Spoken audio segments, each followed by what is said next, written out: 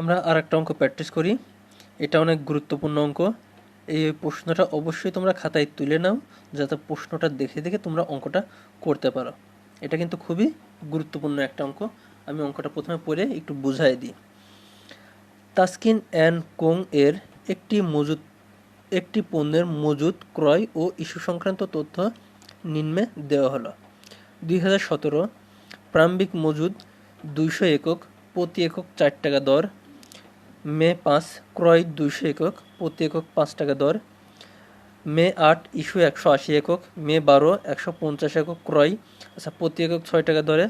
15 তারিখে আছে ইস্যু 220 একক, 18 তারিখে ক্রয় 250 একক, প্রতি একক 60 টাকা দরে। 30 তারিখে আছে 260 একক ইস্যু। ক নম্বর বলছে মে মাসে মোট ক্রয়কৃত পণ্যের পরিমাণ মানে টাকায় নির্ণয় করো। টাকাটা তোমাকে নির্ণয় করতে হবে। আমি একটু বিস্তারিত করছি, সমস্যা নেই। দেখো, আচ্ছা শুধু ক্রয়টা নির্ণয় করতে বলছে, আর কিছু না। তাহলে ক্রয় আছে কোথায়? 5 তারিখে আছে ক্রয় 200 একক, 5 টাকা দরে, গুণ করলে 1000। এরপরে আছে 12 তারিখে ক্রয় আছে 150 একক, 6 টাকা দরে, 900 টাকা। এরপরে আছে 18 তারিখে 250 একক, 60 টাকা দরে, 1750 টাকা। তোমার শুধু টাকাটা নির্ণয় করতে বলছে, শুধু টাকাটা যোগ করছি, তাতেই যথেষ্ট, আর কিছু লাগবে না, খুব সহজ। খ নম্বরে বলছে উপরোক্ত তথ্য হতে লিফো পদ্ধতিতে মজুদ খতিয়ান প্রস্তুত করো। অর্থাৎ লিফো করতে বলছে। আমি কিন্তু ছকটা পরিপূর্ণভাবে আঁকি নাই। এখানে 3 লাইন লিখতে হবে, এখানে 3 লাইন লিখতে হবে, উপরে প্রতিষ্ঠানের নাম লিখতে হবে। আমি শুধু লিখন লিখে অঙ্কটা শুরু করছি। আমরা একটু দেখি। প্রথমে প্রারম্ভিক মজুদ 200 একক, প্রতি একক 4 টাকা দরে। তাহলে প্রারম্ভিক মজুদ আমরা মজুদ অর্থাৎ জেরের ঘরে লিখে দিব 200 একক 4 টাকা দরে 800 টাকা। এই যে 204 গুণ করলে 800। এরপরে 5 তারিখে আছে ক্রয় 200 একক, প্রতি একক 5 টাকা দরে। ক্রয় আমরা ক্রয়ের ঘরে লিখলাম, প্রাপ্তি মানে ক্রয় 200 একক 5 টাকা দরে 1000 টাকা। যেহেতু এখানে ক্রয়, আগে ব্যালেন্সটা লিখে নিতে হবে। তারপর যেটা ক্রয় করছি সেটা আমরা এখানে রেখে দিব। 200 একক 5 টাকা দরে 1000। এই যে 200 একক 5 টাকা দরে 1000। এরপর 8 তারিখে বলছে ইস্যু 180 একক। ইস্যু মানে কি? বিক্রয়। তোমাকে বিক্রয় করতে হবে 180 একক। কোন শর্তে? পরের পণ্য আগে বিক্রয়। তাহলে তোমার কাছে 2টা পণ্য আছে, পরের পণ্য কোনটা? এই 200টা 5 টাকা করে, কারণ তুমি এটা পরে ক্রয় করছো। তাহলে এইখান থেকে আমরা 180টা বিক্রি করব। এই পণ্যটার মূল্য ছিল কত? 5 টাকা। সেজন্য 5 টাকা করে বিক্রি করলাম, 900 টাকা। এই 200 পণ্য, এটা তো আমরা কোনো কাজ করি নাই, তাই না? তাহলে এটা যেভাবে আছে সেভাবে থাকবে। আর এই 200 থেকে 180টা বিক্রি করছি, তাহলে আর 20টা অবশিষ্ট আছে, সেই 20টা আমি রেখে দিলাম। এরপর 12 তারিখ আছে ক্রয় 150, প্রতি একক 6 টাকা দরে। ক্রয়ের ঘরে লিখলাম 150 একক 6 টাকা দরে 900।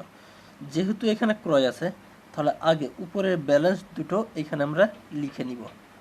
এরপর যেটা আমরা ক্রয় করছি সেটা আমরা একইভাবে এইখানে রেখে দিলাম।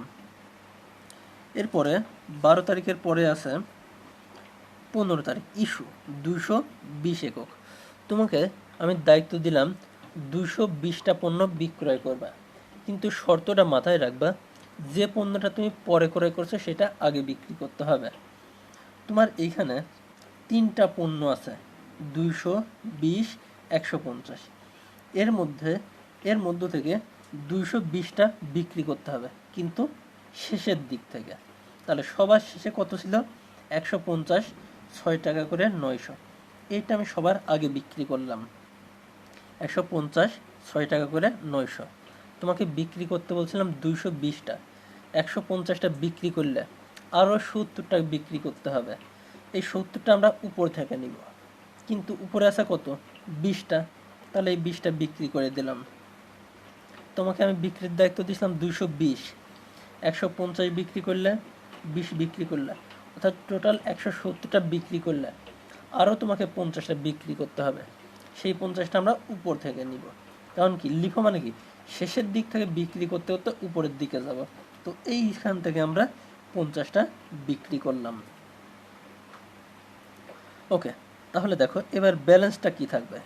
এই 150টা ছিল আমরা বিক্রি করে দিছি, এই 20টা ছিল সেটাও বিক্রি করে দিছি, এইখানে ছিল 200টা, 200টার মধ্যে 50টা বিক্রি করছি, ব্যালেন্সে আর 150টা আছে। এই 15টার মূল্য ছিল 4 টাকা করে, 4 টাকা 600। এরপরে আছে 18 তারিখ, ক্রয় 250 একক, প্রতি একক 60 টাকা দরে। তাহলে আমরা ক্রয়ের ঘরে কাজ করলাম।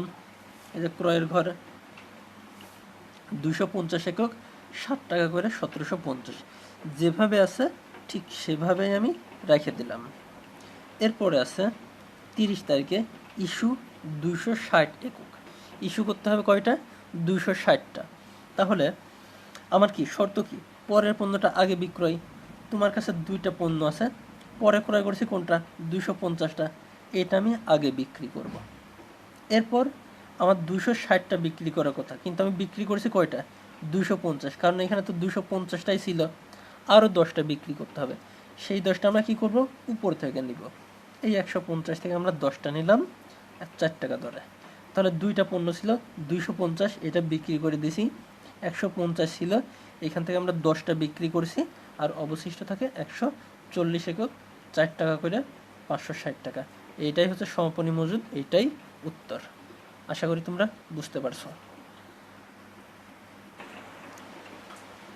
গ নাম্বার বলছে উপরোক্ত তথ্য হতে ফিফো পদ্ধতিতে মজুদ খতিয়ান প্রস্তুত করো। এখন আমরা কি করব? ফিফো করব। তাহলে আমরা দেখি নর্মালভাবে একই অঙ্ক। প্রথমে প্রারম্ভিক মজুদ পণ্য 200 একক, 4 টাকা দরে, প্রারম্ভিক মজুদ বসাই দিলাম। এরপরে আছে ক্রয় বসাই দিলাম। লিফো করার সময় যেভাবে অঙ্ক করছি সেভাবেই আমরা এখানে বসাই দিব, কোনো পার্থক্য নেই। এরপরে আছে 8 তারিখে ইস্যু। এবার কিন্তু একটু পরিবর্তন হবে। তোমাকে আমি বললাম 180টা পণ্য বিক্রয় করবা, কিন্তু শর্ত কি? যে পণ্যটা প্রথমে ক্রয় করছো সেই পণ্যটা। তাহলে 2টা পণ্য আছে, এর মধ্যে প্রথমে যে পণ্য ছিল সেই পণ্যটা আমরা আগে বিক্রি করব। 200 থেকে 180টা বিক্রি করে দিলাম। তাহলে এই 2টা পণ্যের মধ্যে 200টা ছিল, 180টা বিক্রি করলাম, আর 20টা থাকে। আর এই 200 পণ্য তো আমরা কিছু করি নাই, যেভাবে আছে সেভাবেই রেখে দিব। এরপর আছে 12 তারিখে ক্রয় 150 একক। ক্রয় আমরা ক্রয়ের কাজ করে দিলাম নর্মালভাবে। এইখান থেকে যেহেতু ক্রয় আছে, আগে ব্যালেন্স বসায় নিলাম। এরপর ক্রয়কৃত পণ্যটা আমি অবিকৃতভাবে, মানে এইভাবে আমি রেখে দিলাম। এরপর 15 তারিখে আছে ইস্যু 220 একক।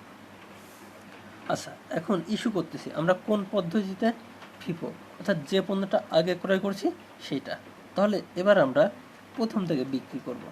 যখন লিফো করেছিলাম তখন শেষের থেকে বিক্রয় করেছিলাম। এবার আমাকে কি করতে হবে? প্রথম থেকে বিক্রি করতে হবে। তাহলে প্রথমে আছে 20 একক পণ্য, প্রথমে আমরা 20টা বিক্রি করলাম। আরও বিক্রি করতে হবে কয়টা? আরও 200টা, কারণ টোটাল বিক্রির দায়িত্ব দেওয়া হয়েছিল 220টা। সেই 200টা আমরা পরবর্তী 200 আমরা পরবর্তী জায়গা থেকে বিক্রি করলাম।